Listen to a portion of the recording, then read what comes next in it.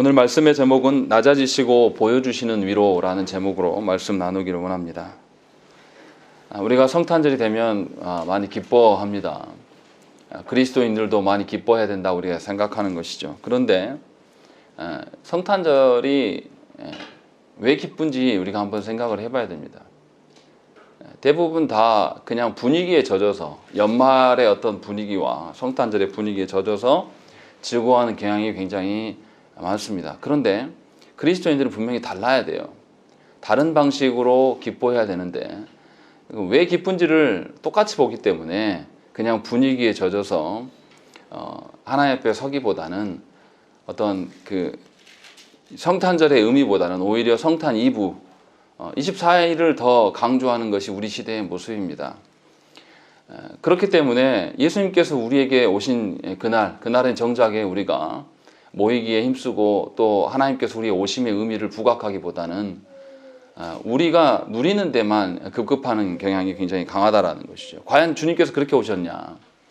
과연 주님께서 우리에게 오심의 의미가 도대체 무엇이냐라는 것을 오늘 말씀에서는 한번 확인해 보기를 원합니다. 주께서 사람으로 이 땅에 오셨습니다. 그래서 사람으로 오셨기 때문에 우리와 동일한 모습으로 오셨기 때문에 오늘 말씀에 보면 주님이 철저하게 율법에 매이시는 것을 볼 수가 있습니다. 21절 보시면 나은 지 8일 만에 할례를 행하셨음을 우리가 알 수가 있습니다. 또 22절에도 정결 일식을 지키고 계심을 알 수 있습니다. 산모가 출산하면 부정하다 해서 남자의 경우에는 40일간 결례 기간을 지켜야 됩니다. 그러니까 그 안에는 부정하기 때문에 진영에 들어올 수 없고 성전에 나아갈 수가 없는 거죠. 그래서 정결례식의 날이 참에 아기를 데리고 예루살렘에 올라갔다라고 기록을 하고 있는 것입니다. 그리고 나서 23절에도 보면 처음 난 장자들은 다 하나님의 소유다라는 것을 출애굽기 13장의 그 말씀에 근거하여서 그것을 예수님을 하나님께 올려드리는 방식으로 성전에 나아가고 있음을 우리가 알 수 있습니다. 또 24절에도 뭐가 되어 있냐면 산비둘기 한 쌍이나 혹은 어린 집비둘기 둘로 제사하려 함이더라 라고 하면서 그들이 예수님과 예수님의 그 부모들이 철저하게 다른 사람들이 지키는 율법의 그 예물들까지도 준비하면서 완전히 사람이 지켜야 될 것들을 지키고 계심을 우리가 알 수 있다는 것입니다. 누가는 이렇게 의도적으로 본문의 말씀에 한 절만이 아니라 무려 4절이나 예수님이 율법에 온전히 매여 계심을 분명하게 이야기를 하고 있는 것이죠. 사실은 예수님께서 하나님이시기 때문에 굳이 율법에 매이실 이유가 없습니다. 그런데도 사람으로 오셨기 때문에 철저하게 낮아지심의 상태로 내려가셔서 우리가 지켜야 될 동일한 것에 지켜내려고 자신을 낮추시고 계심을 분명히 알 수 있다는 거죠. 근데 그것을 언제 시행하냐면 오셔서 뭔가 좀 크고 자기의 의지가 드러날 나이가 돼서 하는 것이 아니라 탄생하시자마자 바로 그 일에 시행하고 계심을 우리가 알 수 있다는 것이죠. 그렇게 해서 우리 가운데 낮아지셨다는 것입니다. 그리고 예수님이 성전에 나아가셨다라는 이제 기록이 있는데 예수님께서 뭐라고 하십니까? 내가 저 예루살렘 성전을 3일 만에 허물고 3일 만에 다시 짓겠다라고 말씀하시면서 본인이 성전 되심을 분명하게 말씀을 하셨어요. 그렇다면 성전 되신 예수님께서 그 성전에 나아갈 이유가 없습니다, 사실은.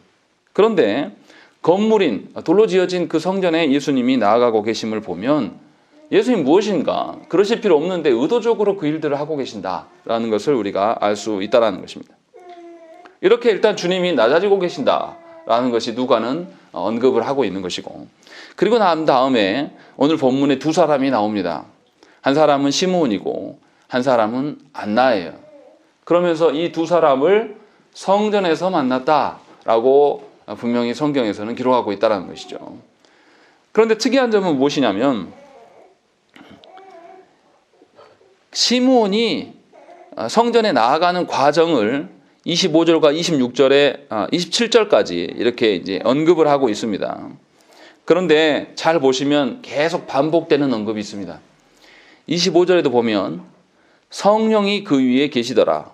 26절에도 보면 성령의 지시를 받았더니 27절에도 보면 성령의 감동으로 성전에 들어갔다라고 되어 있는 것이죠. 그러니까 누가가 계속 강조하는 것은 뭐냐면 시므온이 그냥 우연찮게 간 것이 아니라 성령님께서 그에게 강하게 역사하시고 그에게 지도하심으로 말미암아서 성령의 인도하심을 따라서 그 성전에 가게 되었고, 성전에 가게 된 것은 예수님을 만나 뵙게 하기 위하여서 의도적인 사건이었음을 분명하게 알 수 있다는 것이죠. 그리고 이 시므온이 예수님을 만나 뵙고 찬양하는 것을 이제 나중에 온 안나가 보고 이 전 과정을 보게 되면서 또 안나가 거기에 동참하는 이런 구조로 성령께서 인도하고 계심을 우리는 알 수 있다는 것이죠. 그러니까 삼위 하나님께서 오늘 성전에서 이 사람들을 만나게 하신 것은 아주 의도적인 사건이고 무엇인가를 보여주기 위하여서 이 일들을 진행하고 있음을 우리가 알아야 된다는 것입니다.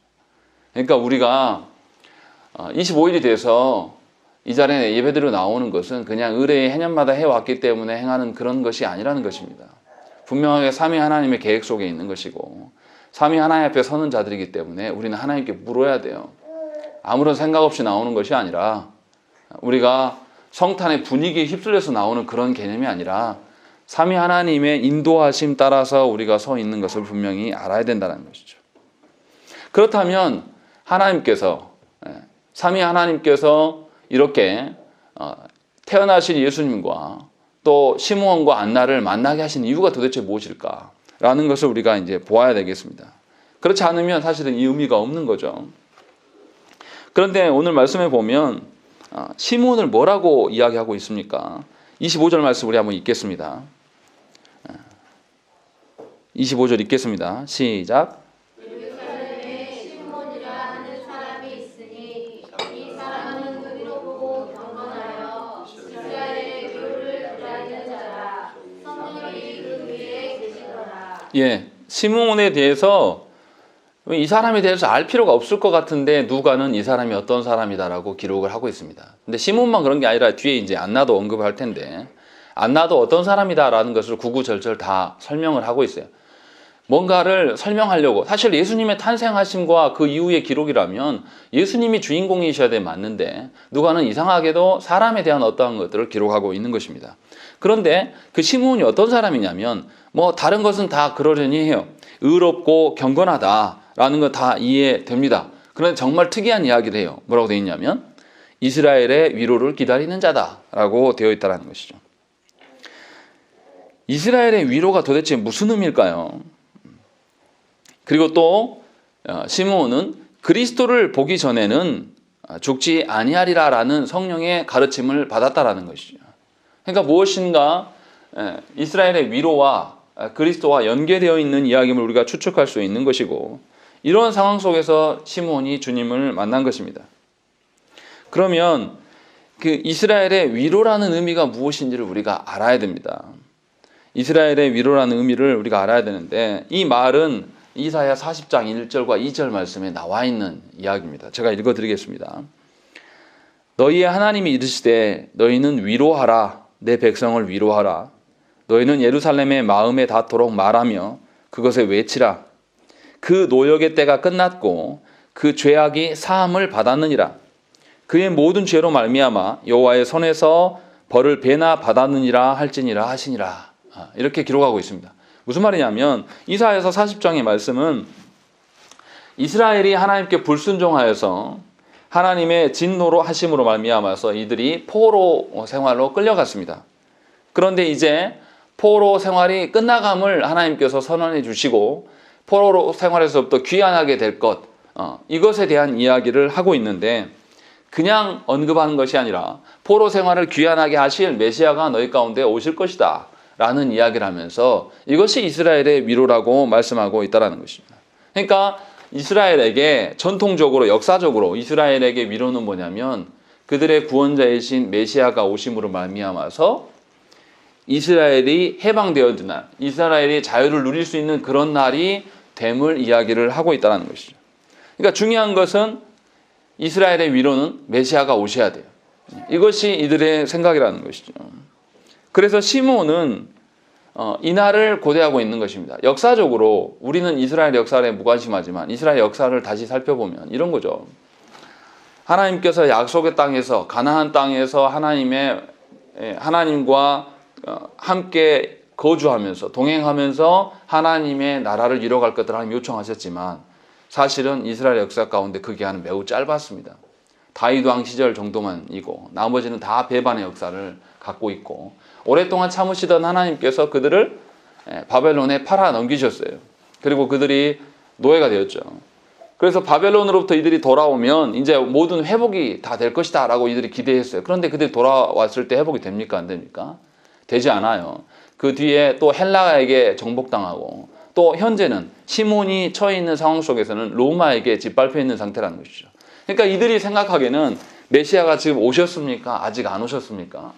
아직 안 오신 상태고 왜 이렇게 자꾸 우리는 핍박 속에서만 살아가야 되나 이런 생각을 할 수밖에 없는, 그러니까 모든 이들이 시므온이 이스라엘의 위로를 기다린다는 것은 사실은 이스라엘 전체가 그 하나님께서 약속하신 위로를 기다리고 있는 상황임을 이들에게 보여주고 있는 것입니다. 그래서 그것을 말하고 있는 거예요. 그러니까 하나님께서 우리에게 메시아를 보내셔서 이루시는 것은 이스라엘이 오랫동안 기다렸던 하나님께서 자유케 하심을 근거로 하고 있는 것이, 우리가 생각하는 어떤 이 땅의 어떠함, 이 땅에서 먹고 사는 문제나 자녀의 문제나 건강의 문제의 어떤 그런 구원이 아니라는 거예요. 분명히 다른 것임을 분명히 알 수 있다는 것입니다. 그리고 시므온은 그것을 기다리고 있었다는 것이죠. 그러니까 예수 그리스도께서 이 땅에 오심의 의미가 시므온의 그 이스라엘의 위로가 된다라는 말 한마디에 이미 다 포함되어 있는 것이고 또 시므온의 고백 가운데 그것이 매우 잘 드러나 있습니다. 그런데 놀라운 것은 뭐냐면 시므온이 이렇게 기다리는 이스라엘의 위로와 당시 유대인들이 바라는 이스라엘의 그 메시아는 개념이 달랐습니다. 유대인들이 바라는 메시아는 정치적이고 군사적인 힘 있는 왕을 원했다는 것이죠. 다윗 왕처럼 그런 왕을 원했기 때문에 시므온이 기대하고 있는 이스라엘의 위로와 유대인들의 그 위로가 달라졌어요. 그러니까 시므온이 생각하는 것은 삼위 하나님이 왕 되셔서 우리를 다스리실 때 삼위 하나님 안에서 있기 때문에 우리가 안전하고 거기에 위로를 찾는 것이고, 유대인들이 생각하는 그 메시아의 개념은 어떤 거냐면 자기들이 지금 로마에게 압제당하고 있기 때문에 이 문제를 해결하는 것이 자신의 위로고 자신의 메시아께서 하실 일이다, 이렇게 생각한 거예요. 비슷해 보이지만 다른 이야기인 것이죠.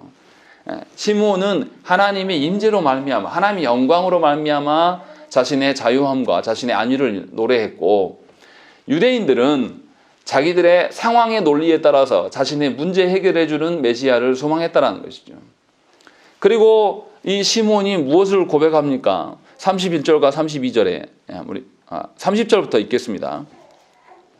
30절부터 읽겠습니다. 시작. 내 귀 주의 구원을 보았사오니 이는 만민 앞에 예비하신 것이요 영광을 비추는 주요 주의 백성 이스라엘의 영광이니이다 하니. 시몬이 기다렸던 그 메시아를 만났다라는 것을 깨닫고 29절에 이제는 말씀하신 대로 종을 평안히 놓아주시는도다. 내가 이제 기다리던 이스라엘의 위로를 받고 그 그리스도를 만났기 때문에 나는 이제 죽을 일만 남았다라고 이야기하면서, 죽어도 좋다, 여한이 없다라고 이야기하면서 그 구원이 무엇인지를 말하고 있는 거예요. 그런데 그 구원이라는 것이 31절과 32절에 만민 앞에 예비된 것이다 라는 것이죠. 유대인들이 보기에는 이건 정말 충격적인 이야기예요. 하나님께서 택하신 백성은 자신들 뿐이었고 자신들에게만 메시아의 효력이 있을 것을 늘 기대해왔고, 그래서 자기들만이 택한 백성이라고 늘 자부했다는 것이죠. 우리 식으로 이야기하면 이런 거예요. 내가 교회 안에서 몇 년을 섬겼고 내가 교회 안에서 어떤 중직으로 살았는데 하나님께서 내 중심에 메시아가 오셔야 되는 것이지 그렇지 않음이 있을 수 있더냐라고 우리의 생각하는 것과 동일하다는 거죠. 그런데 놀랍게도 예수님께서는 오셔서 뭐라고 했습니까? 하나님 나라에서 먼저 된 자가 나중되고 나중된 자가 먼저 될 수 있다라고 분명하게 말씀하셨다는 것이죠. 저와 여러분들이 교회 안에서 오랫동안 버텼던 그 시간들 하나님의 말씀과 동일하지 않으면 아무런 의미가 없는 것이고 그것이 아무런 효력을 발휘할 수가 없음을 분명히 아셔야 된다는 것이죠. 신앙생활 해나가면서 여전히 육적인 삶의 문제를 치달아서 그것이 우리의 구원의 전부인 양 생각하는 것은 하나님 앞에서 아무런 의미가 없는 행위이고, 그것으로 인하여서 여러분들이 씨름했던 모든 것들은 메시아께서 우리에게 베푸신 그 구원과 사실 큰 상관이 없을 수 있다는 것입니다. 지금 그 이야기를 31절에서 이야기를 하고 있는 것이고, 충격적이게도 32절에서 다시 말합니다. 뭐라고 합니까? 이방을 비추는 빛이요 주의 백성 이스라엘의 영광이다 라고 말하고 있다는 것입니다. 분명하게 메시아가 오셔서 메시아가 이루실 그 구원, 메시아가 베푸실 그 구원에 이방이 동참하고 있고, 이스라엘도 그곳에 하나님의 영광을 보게 될 것을 말씀하고 있다는 것입니다. 하나님의 영광이라는 게 뭡니까? 우리가 성경 속에서 하나님의 영광을 한번 생각을 해봐야 돼요. 사무엘상에 보면 뭐가 나오냐면, 이스라엘이 블레셋과 전쟁하면서 무엇을 뺏깁니까? 하나님의 언약궤를 뺏겨요. 하나님의 언약궤의 의미가 무엇입니까? 하나님이 이스라엘과 함께 하시는 것을 상징적으로 보여주는 것이죠. 그런데 하나님의 언약궤가 뺏겼을 때 무슨 일이 일어납니까?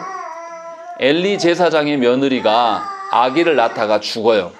그런데 그 아기 이름을 뭐라고 하냐면 이가봇이라고 합니다. 이 이가봇의 의미는 뭐냐면, 하나님께서 하나님의 영광이 이스라엘을 떠나버렸다, 이런 의미예요. 다시 말하면 하나님이 임재하시는 하나님의 언약궤와 하나님의 영광이 동일한 것을 우리가 볼 수가 있는 거죠. 그래서 하나님의 임재하심, 그것이 하나님의 영광이다 라고 우리가 추측해 볼 수가 있다는 것입니다.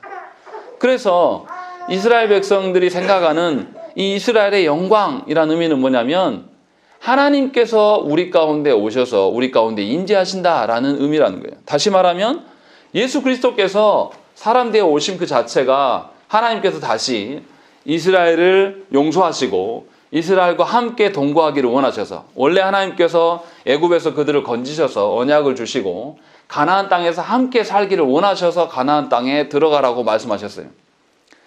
가나안 땅에 있으니까 안전한 게 아니라 하나님께서 그곳에서 이스라엘과 함께 동거하기 때문에 그들이 안전할 수 있음을 분명하게 말씀하셨다는 거죠.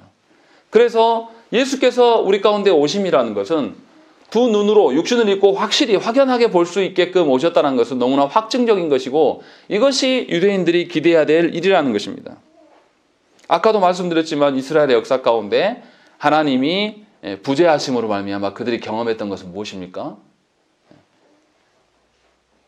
포로 생활이고 노예 생활이고 세상에서 짓밟히는 그 고통과 괴로움을 그들이 경험했다는 거예요. 그러니까 하나님의 말씀을 지키기 위한 고통이 아니라 자신들의 하나님의 배반함으로 인한 그 고통, 그 괴로움을 그들이 경험했다는 것입니다. 그런데 하나님께서는 다시금 당신의 아드님을 통하여서 우리 가운데 와 주셨다는 것이죠. 우리 가운데 오심 자체가 이미 하나님의 구원이고, 그분과 함께 살아가는 것이 이스라엘의 구원의 어떠함이심을 분명하게 말씀하고 있는 것입니다. 그러니까 성탄절이라는 것은 삼위 하나님께서 우리에게 오심을 기념하는 거예요.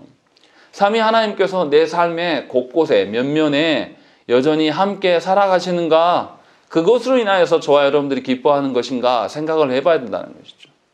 그런데 묘하게도 우리는 그렇게 예수를 믿지 않습니다. 일상에 살아가면서 하나님의 어떠하심을 늘 느끼고 하나님의 주인 되심을 늘 인정해 드리는 방식으로 우리가 가족을 이루고 교회를 이뤄가며 사회를 이뤄가려고 하는 의지는 별로 없어요. 늘 잃어버리고 살다가 어떻습니까? 겨우 예배하러 나올 때나 그냥 기억하는 정도. 그러니까 신앙생활을 해나간다는 것은 하나님의 말씀의 근거를 일상으로 끄집어 온다라는 개념이 아니라 세상의 가치로 살다가 하나님께 나올 때 잠깐 세상의 가치를 내려놓는 방식, 이 방식을 통하기 때문에 그리스도인들이 머무는 그곳에 하나님의 임재는 찾아볼 수가 없습니다. 하나님의 질서 가운데 있지 않다라는 것. 그러니까 우리가 어떻습니까? 절기에 집착하는 거예요. 한국 교회 안에 있는 교회의 절기라는 게 아주 쓸모없는 것이고 없어져야 될 것이 되어버렸다는 것이죠. 교회 절기 자체가 의미가 없는 게 아니라 교회의 교회력이 사실은 의미 있는 것이고, 성도들이 하나님의 그 질서대로 1년을 바라볼 수 있는 좋은 어떤 제도였어요. 제도로 남아 있었다는 거라는 거죠.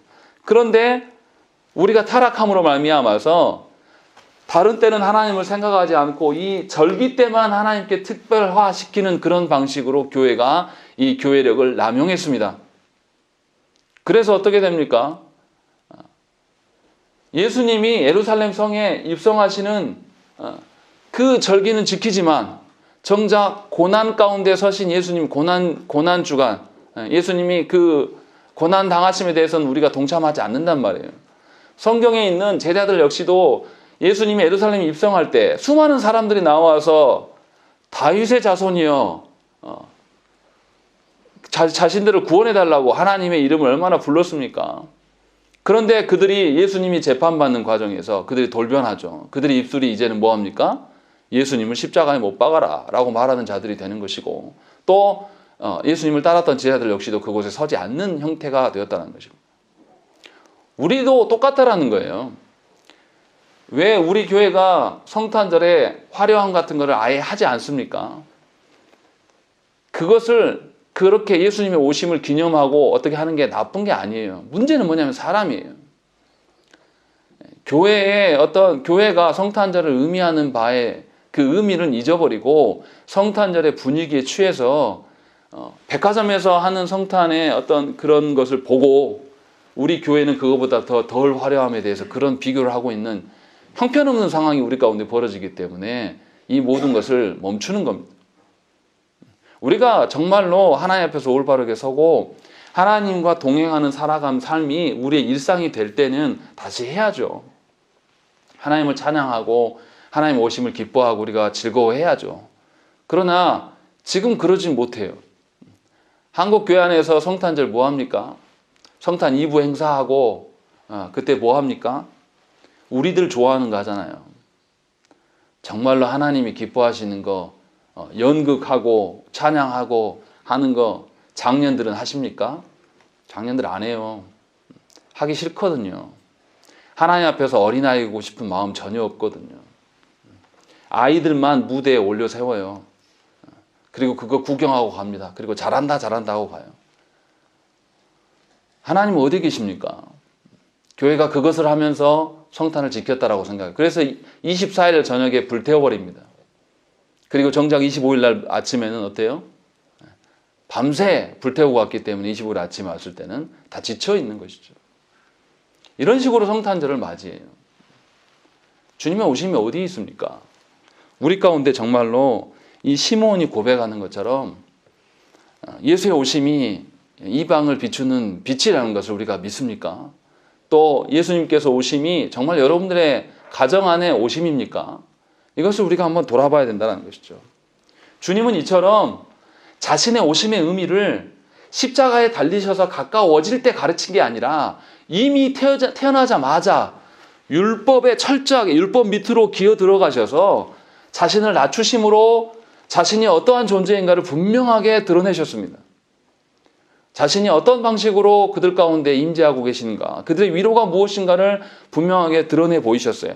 더 구체적인 것은 34절과 35절 말씀이에요. 34절과 35절 읽겠습니다. 시작. 시므온이 그들에게 축복하고 그의 어머니 마리아에게 말하여 이르되 보라, 이는 이스라엘 중 많은 사람을 패하거나 흥하게 하며 비방을 받는 표적이 되기 위하여 세움을 받았고 또 칼이 내 마음을 찌르듯 하리니 이는 여러 사람의 마음의 생각을 우러내려 함이니라 하더라. 예수님께서 오셔서 예수님의 사역을 행하실 텐데, 예수님께서 사역하실 때에 사람들이 모두 다 흥하여지고 구원받는다 이런 말 하지 않아요. 분명히 뭐라고 되어 있습니까? 이스라엘 중 많은 사람을 패하거나 흥하게 할 것이다 라고 이야기하는 것이죠. 이게 무슨 말씀입니까? 언약에 신실하지 않은 언약의 복과 저주에 대한 이야기를 하고 계신다는 거예요. 언약 앞에 신실하지 않은 백성들은 분명히 심판하시기에 오신 것이지 무조건 사랑만을 강조하고 내가 예수님의 오심에 대해서 전혀 반응하지 않고 내 방식대로 예수를 믿는데 그 사람까지도 구원하시겠다?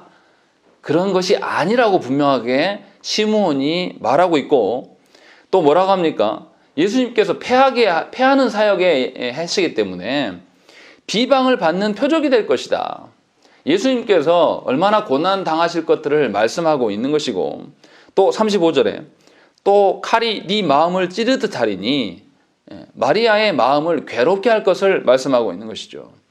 어떻습니까? 예수님께서 자라나면 자라가실수록 어떻게 해요?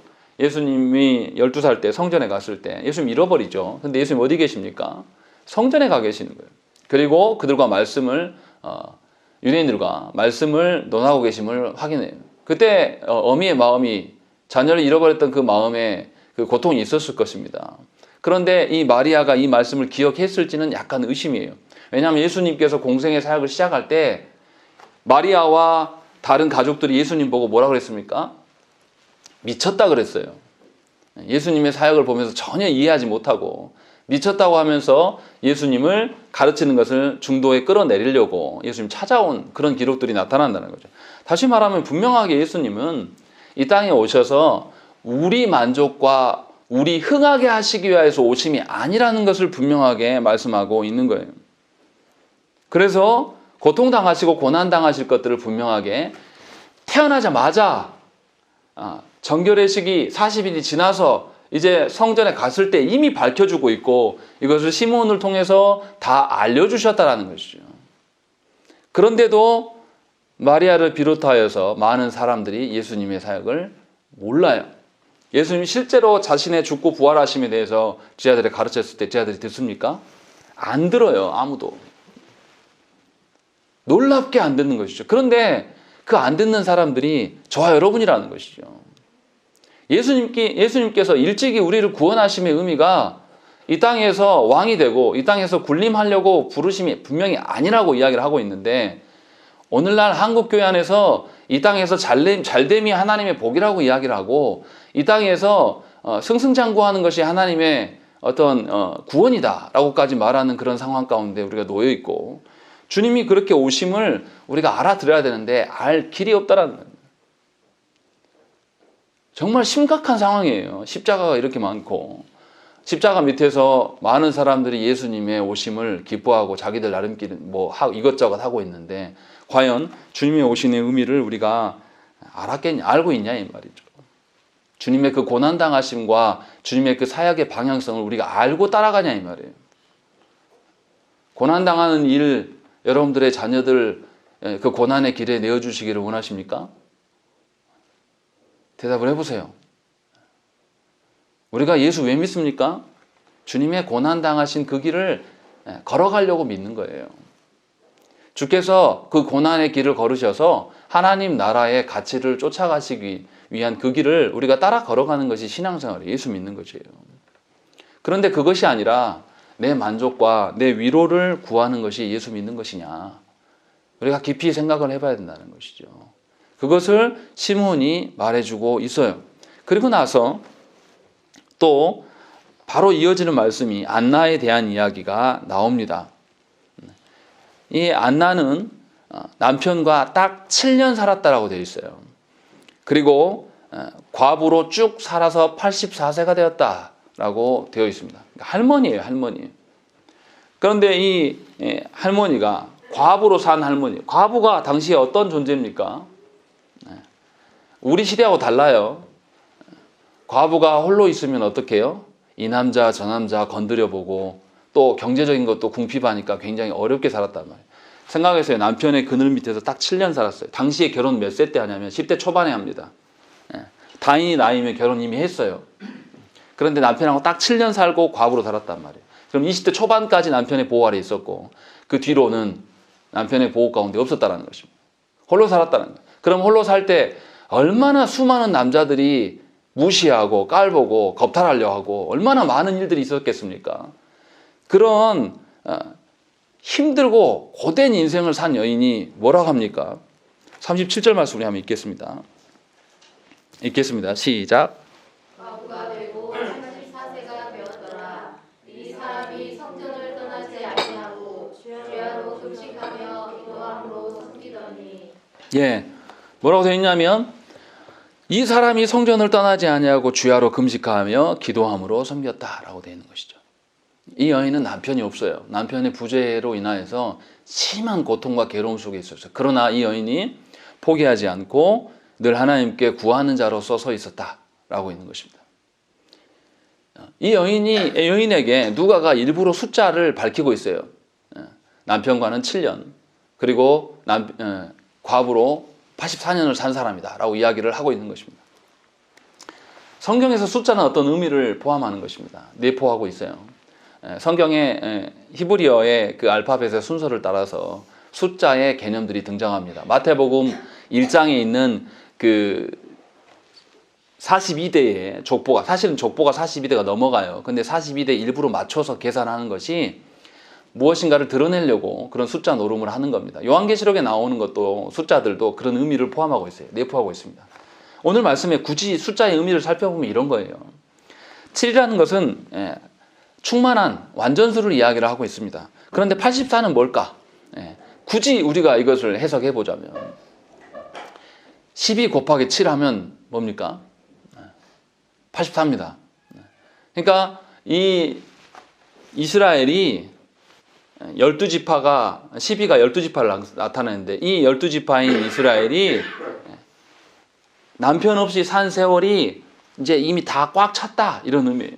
12 곱하기 7, 7이 이제 충만하다 이런 뜻이니까 그런 식으로 기록해서 이걸 해석해 보면 이 안나가 나타내고 있는 것, 과부인 이 안나의 괴로운 인생을 나타내는 것은 누구를 드러내는 것입니까? 이스라엘이 남편 대신 하나님을 떠난 기간의 삶을 이야기하고 있는 거예요. 그리고 그 남편 없이 고되게 살았던 그 여인에게, 그 이스라엘에게 드디어 하나님께서 다시 찾아와 주심, 드디어 남편 대신 삼위 하나님께서 그 가운데 돌아오심, 이것을 이야기를 하고 있는 것입니다. 그러니까 이 안나가 누리는 그 기쁨이 어떡하겠습니까? 38절, 마침 이때에 나와서 하나님께 감사하고 에루살렘의 속량을 바라는 모든 사람에게 그에 대하여 말했다라고 되어 있는 것입니다. 왜 속량이 나오겠습니까? 남편을 떠나서 이스라엘이 남편 대신 하나님을 품을 떠나서 다른 외간 남자들, 세상의 방식으로 살기를 이스라엘이 얼마나 좋아했습니까? 그래서 가나안 땅에서 거부하고 다윗 왕의 어떤 명령대로 사는 게 아니라 그 아들 때부터 타락하여서 이방의 왕들을 즐겨 찾고 쫓아가는, 바람 피고 나가는 그런 여인의 모습으로 이스라엘이 살았어요. 그래서 남편 대신 삼위 하나님께서 이스라엘을 버리신 거죠. 그렇게 고된 인생을 살다가 드디어 남편이 용서하시고 오심에 대해서 이야기하기 때문에 속량의 이야기를 할 수밖에 없는 것입니다. 속량하러 오셨단 말이에요. 그러면 우리의 태도가 어떻게 해야 되겠습니까? 우리의 그 괴로움과 하나님이 없어서 우리의 괴로움, 하나님의 부재로 말미암아서 우리의 그 고난들, 그것을 가지고 하나님께 나와서 이게 이제 구원의 길로 들어섰음을 깨달아야 된다는 것이죠.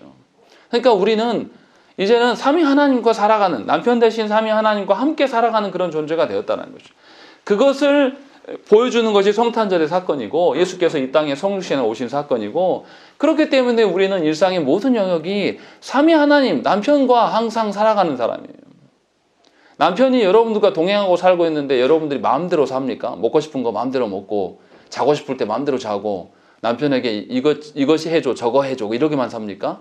그렇지 않잖아요. 우리 여성분들 남편을 얼마나 많이 섬깁니까? 남편의 먹는 것, 입는 것까지, 또 남편의 건강까지도 얼마나 많이 챙기고 돌봅니까? 삼위 하나님께서 그렇게 우리와 살고자 하기 위하여서 이 땅에 오셨다라는 것이죠. 그렇게 우리가 세상 속에서 우리를 사랑하지 않는 세상의 그 헛된 것들에게 마음을 빼앗기고 그것에서 우리가 위로받고 그것에서 뭔가를 소망하는 그런 방식으로 살았어요, 우리가. 그런데 이제 주님이 오심으로 그것이 아니라 삼위 하나님과 함께 함이 우리의 모든 것의 해결이고 모든 것의 구원임을 이야기하고 계신다는 것이죠. 그러니까 우리의 만족은 삼위 하나님과 함께 함이 만족이 돼야 되는 거예요. 그 의미가 성탄절의 의미란 말이에요. 성탄절이 되니까 캐롤을 틀어놓고 또 성탄절이 되니까 뭘 꾸미고 성탄절이 되니까 성극을 하고 이런 게 이건 아무 의미가 없는 거예요. 그런 거 안 해도 됩니다.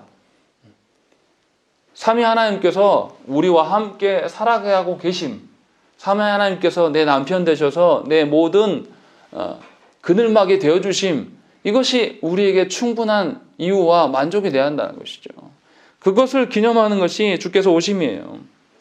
그렇게 학대받고 겁탈당했던 이스라엘이 이제 예수께서 오심으로 말미암아서 그 모든 것으로부터 자유하게 되고 보호하게 됨을 분명하게 말씀하고 있는 것입니다. 누가는 분명히 이것을 우리에게 알려주고 있는 거예요. 놀라운 것은 예수님께서 우리에게 오시기 위하여서 그럴 필요가 없으신 분이 어떻게 된 것이죠? 사람이 되셨어요. 사람이 되셔서 어떻게 합니까? 우리들이 지켜야 될 것들, 필요 없는 그 율법의 조항들까지도 주님이 태어나자마자 지키고 계신다는 말이죠.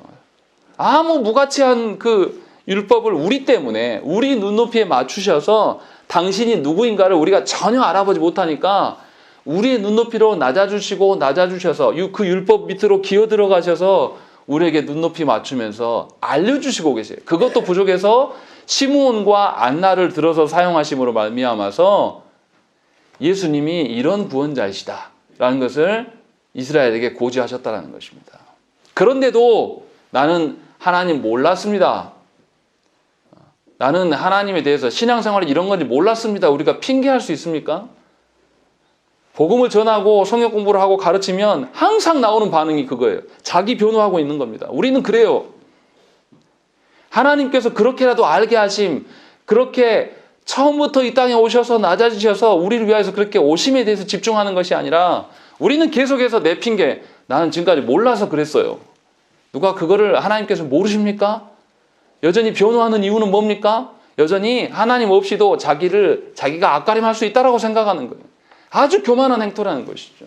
그런 방식으로 예수 믿는다라고 우리는 이야기를 하고 있는 것입니다. 아직도 바뀌지 않는 거죠. 말씀을 배웠으나 여전히 자기의 어떠함을, 자기의 가치를 말씀으로 입증해 내려고 하는 우리들의 엉터리 같은 그런 태도들이 여전히 남아있다는 것입니다. 주님이 낮아지심을 우리가 집중해야 돼요. 주께서 생각을 해보세요. 주노보다 더 어리신 주님이, 그 어리신 주님이 정결 행위에 포함되고 있고, 그것을 또 어미의 부정함 때문에, 마리아의 인간된 부정함 때문에 40일을 기다렸다가 성전에 나가실 이유가 뭐가 있습니까? 또 이미 성전 되신 예수님께서 이 땅에 오셨는데 돌로 지어진 그 건물로 나아가실 이유가 뭐가 있어요? 그런데도 저와 여러분들의 무지함 때문에 그 과정을 거쳐가고 계심을 우리가 알아야 된다는 것이죠.